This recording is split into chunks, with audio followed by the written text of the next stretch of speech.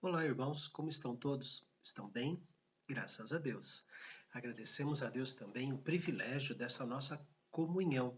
Eu aqui, os irmãos aí, porém, compartilhando a mesma alegria da salvação, a mesma alegria de termos a palavra de Deus, de podermos orar, né? E mesmo separados, estamos em comum, né? Estamos juntos em comunhão.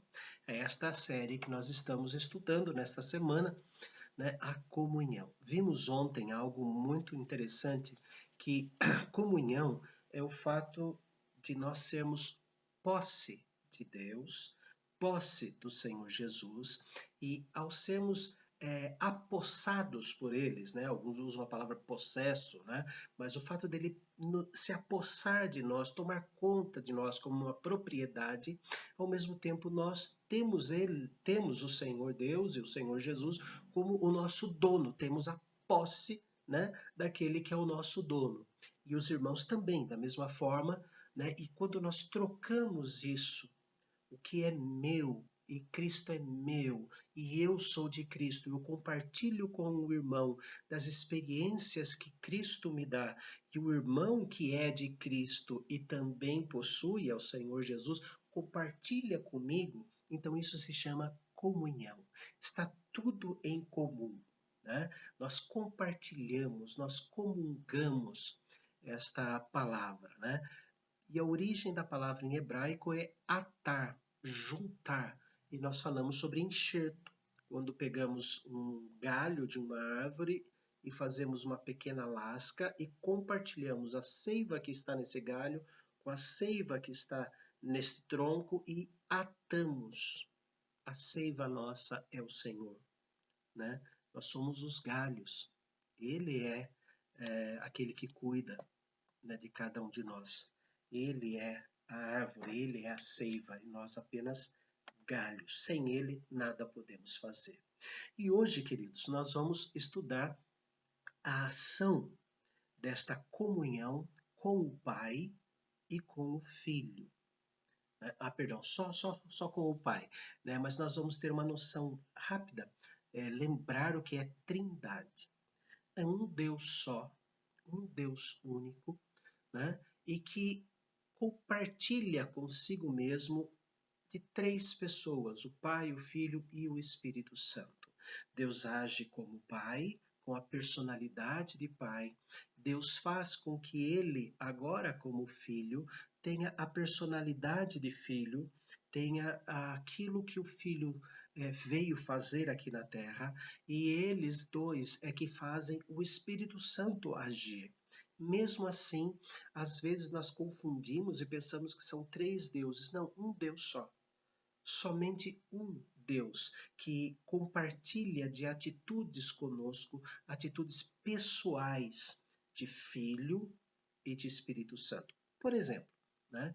Deus ele fez todas as coisas. Deus elaborou a nossa salvação. Mas para que a nossa salvação fosse eficaz, Deus mesmo se fez carne, e o Verbo se fez carne e habitou entre nós. E após isso, né, Jesus era limitado. Ele continuava onisciente, onipotente, mas não onipresente, porque teve que usar este corpo de carne e sangue. Então, ao ressuscitar, ele sopra sobre os discípulos a presença do Espírito Santo, que é o próprio Deus, que é Deus conosco agora totalmente onipresente, onisciente, onipotente. Deus só ouve as nossas orações pela mediação do Espírito Santo, que é o próprio Deus que encaminha a sua interpretação das nossas orações. Enfim, um Deus só. Mas aqui nós vamos pelas Escrituras, né, separar as nossas atitudes de comunhão com o Pai, com o Filho e com o Espírito Santo. Vamos lá. Primeira carta escrita por João, capítulo 1, versículo 3. Primeira carta escrita por João, capítulo 1, versículo 3. O que temos visto e ouvido, anunciamos também a vós outros, para que vós igualmente mantenhais comunhão conosco. Ora, a nossa comunhão é com o Pai e com o seu Filho Jesus Cristo. tudo aquilo que eu aprendi, que eu vi em Jesus, que eu ouvi Jesus falar, João está dizendo, eu estou em comunhão com vocês, eu quero que vocês entendam, para que vocês tenham o mesmo privilégio que eu tive, embora não vendo pessoalmente o Senhor Jesus, do jeito que eu vi, mas eu vou descrever quem ele é de tal maneira, como se vocês tivessem visto. Então eu estou compartilhando, estou dando uma parte de mim, da minha seiva para vocês. E isto, quando acontecer, né, na percepção, no trocar da comunhão, isto é a comunhão que nós temos com o Pai e com o Filho. Nós temos a junção daquilo que é o Pai e o Filho, né, dando a nós, então, a comunhão. Vemos na primeira carta de Paulo aos Coríntios, primeira carta de Paulo aos Coríntios, capítulo 1, versículo 9. Fiel é Deus, pelo qual fostes chamados à comunhão do seu Filho Jesus Cristo, nosso Senhor. Aquilo, a ligação que o Senhor Jesus faz entre nós e Deus. E também sobre o Espírito Santo. Na primeira carta aos Coríntios, capítulo 12, versículo 13. Pois em um só Espírito todos nós fomos batizados em um só corpo, quer judeus, quer gregos, quer escravos, quer livres, e a todos nos foi dado a beber de um só Espírito. Somos juntos. Nós somos juntados pelo Espírito Santo. Vamos mais um pouco à frente. Como deve ser essa minha comunhão com Deus? Como manter e desenvolver esta comunhão com Deus? Existem 4 atitudes do nosso coração. A Bíblia mostra que o nosso coração tem que atender a 4 requisitos. Vamos lá no livro escrito por Amós, capítulo 3, versículo 3. Profeta Amós 3, 3. Andarão 2 juntos se não houver entre eles acordo? Andarão 2 juntos se não houver entre eles acordo? O que ele está dizendo para nós é que se não existir um acordo de reconciliação, se não existir este acordo entre nós, o nosso arrependimento e a reconciliação que Deus dá em nós, não vamos andar juntos. Enoque andou com Deus. Ele tinha uma perfeita comunhão com Deus. Então, o primeiro requisito do nosso coração é a reconciliação com Ele. E nós vemos que Deus mesmo estava em Cristo reconciliando consigo o mundo. A atitude de propor e de entregar e de fazer a reconciliação é do próprio Pai. Deus estava em Cristo. O Pai estava no Filho, fazendo a reconciliação entre nós pecadores e Ele totalmente divino, puro e santo. Então, ele fala assim, como é que vão andar 2 juntos? Como é que nós vamos ter comunhão? Na mesma estrada, na mesma jornada, na mesma vida, se nós não pensamos, se nós não temos um acordo. Então, o acordo que Deus propõe para nós é arrependimento e da parte dele, o perdão. Então, é precedida pela nossa reconciliação com Deus. Uma outra atitude está na segunda carta aos Coríntios, capítulo 6. Segunda carta de Paulo aos Coríntios, capítulo 6, versículos 14 a 16. Segunda carta aos Coríntios, capítulo 6, 14 a 16. Não vos ponhais em julgo desigual com os incrédulos, porquanto que sociedade deve haver entre a justiça e a iniquidade? Ou que comunhão da luz com as trevas? Que harmonia entre Cristo e o maligno? Ou que união do crente com o incrédulo? Que ligação há entre o santuário de Deus e os ídolos? Porque nós somos santuários de Deus, vivente como ele próprio disse. habitarei e andarei entre eles, serei o seu Deus e eles serão o meu povo. O que o apóstolo Paulo está dizendo aos Coríntios, na sua segunda carta, é que a santidade, a busca da santidade, o reconhecimento de que nós não somos mais do mundo, mas pertencemos ao Santo Deus, ao Santo Pai Celestial, este reconhecimento, junto com a nossa reconciliação, nos leva a ter comunhão com Deus. Os nossos pecados fazem separação entre nós e Deus. Mas a busca da santidade, mesmo que nesta busca da santidade o homem venha a falhar, no ato da busca, Deus perdoa e traz este homem para a comunhão consigo. É no ato de Deus mostrar que a santidade dele é que garante o nosso perdão. Olha só, a santidade de Deus garante o nosso perdão. Vamos ver mais um outro texto. Evangelho escrito por João, capítulo 14. Evangelho escrito por João, capítulo 14, versículo de número 23. João 14, 23. No meio da mesa, em que ele institui a Santa Ceia, João 13, 14, 15, 16 e 17 é a conversa ao redor da mesa. Então, lá no capítulo 14, versículo 23, diz assim: Respondeu Jesus: Se alguém me ama, guardará a minha palavra, e meu Pai o amará, e viremos para ele e faremos nele morada. Obediência. Jesus está falando que a quarta atitude do nosso coração para termos comunhão com Deus é a obediência. A primeira é a reconciliação. Tem que existir um acordo entre nós e Deus. A segunda é a busca da santidade. Eu quero ser parecido com Ele. Aquilo que Deus tem, santidade, eu tenho que ter. Eu tenho que labutar por isso. E Deus também requer de nós obediência. Que comunhão vai ter Deus falando, vá por este caminho e eu quero ir pelo outro e acabo indo pelo outro? Não existe acordo, não existe obediência. Né? E por fim, por mais incrível que pareça, isto é uma atitude do coração, está no Salmo de número 42:1.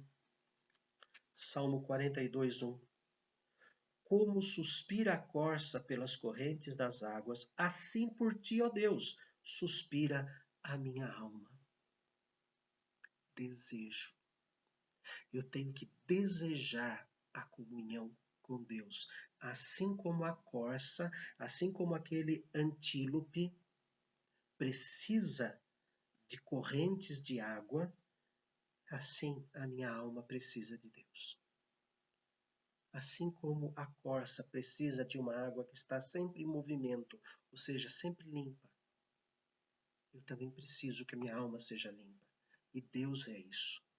Então, as 4 atitudes do meu coração para ter comunhão com Deus se chama reconciliação, santidade, obediência e desejo. Desejo. Como temos, então? Quais são os canais para receber a comunhão com Deus? Simples. Só existem 3 canais. E a somatória deles é que vai nos levar até lá. Salmo 63, versículos 5 e 6. 63, versículos 5 e 6. Como de banha e de gordura farta-se minha alma, e com júbilo nos lábios a minha boca te louva. No meu leito, quando de ti me recordo, e em ti medito durante as vigílias da noite. Meditação na palavra. Como de banha e de gordura farta-se a minha alma, e com júbilo os meus lábios, na minha boca te louva. No meu leito, quando me recordo, e em ti medito durante a vigília da noite. Ou seja, usar a palavra de Deus. Um meio, um canal para termos a comunhão com Deus é meditar na palavra. Nós acreditamos que a Bíblia é a voz de Deus, é a palavra de Deus. Então, quando meditamos no que a Bíblia está falando, nós estamos no caminho para a comunhão com Deus. Deus não vai, muito prazer, eu sou o Senhor Deus Todo-Poderoso, Criador do céu e da terra, e vim aqui na sua sala bater um papo com você. Não é assim que acontece. E se acontecer, toca fora, porque não é o Senhor. O Senhor age através da meditação da sua palavra, da nossa compreensão das Escrituras Sagradas. Vamos lá no outro canal, né, que se juntam para formar a comunhão. Filipenses, carta de Paulo aos Filipenses, capítulo 4. Filipenses, capítulo 4, versículo 6. Não andeis ansiosos de coisa alguma. Em tudo, porém, sejam conhecidas diante de Deus as vossas petições, pela oração e pela súplica, com ações de graça. A oração. Falar com Deus. Até quanto eu tenho que falar com Deus numa oração? Até você ouvir a resposta. Mas nós oramos de que forma? Só pedimos, só pedimos. Mas e a exaltação de Deus naquilo que Deus é? Eu tenho que reconhecer quem Ele é também na oração.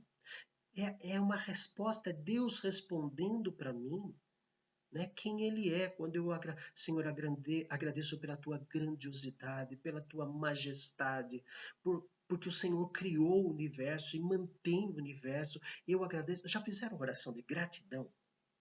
É a melhor que existe quando a insônia senta no pé da nossa cama. Quando a insônia aparece ali, comece a agradecer quem Deus é. Vá trazendo na memória, vá meditando na palavra, lembrando tudo que Deus é. Não faça pedidos. Agradeça apenas. Daí nós vamos ter tantas respostas de Deus. Quando eu falo que Ele é o Senhor do universo e lembro que Ele é meu Pai, eu ouço de Deus, então eu sou poderoso. E a sua preocupação, o seu problema está aqui, na palma da minha mão. Quando eu reconheço que Ele é santo e que eu sou pecador, quando eu agradeço a santidade dEle, Ele me faz lembrar que a santidade dEle motiva a sua misericórdia para comigo. Entenderam? É assim que acontece o diálogo com o Senhor. Vamos em mais um texto, que é o texto de Hebreus, capítulo 4, versículo 16. Acheguemo-nos, portanto, confiadamente junto ao trono da graça, a fim de recebermos misericórdia e acharmos graça para socorro em ocasião oportuna. A oração. Um outro. Primeira carta aos Coríntios, capítulo 10. Primeira carta de Paulo aos Coríntios, capítulo 10, versículo de número 16. Primeira carta aos Coríntios 10, 16. Porventura, o cálice da bênção que abençoamos não é a comunhão no sangue de Cristo? O pão que partimos não é a comunhão do corpo de Cristo na Santa Ceia? Na Santa Ceia, nós somos alimentados não com a presença real que transformou o trigo em carne, o suco de uva em sangue. Não existe a transubstanciação, as substâncias não se transformam. Não existe a consubstanciação, as substâncias não ficam em conjunto. O que nós temos ali, fazer isto em memória de mim.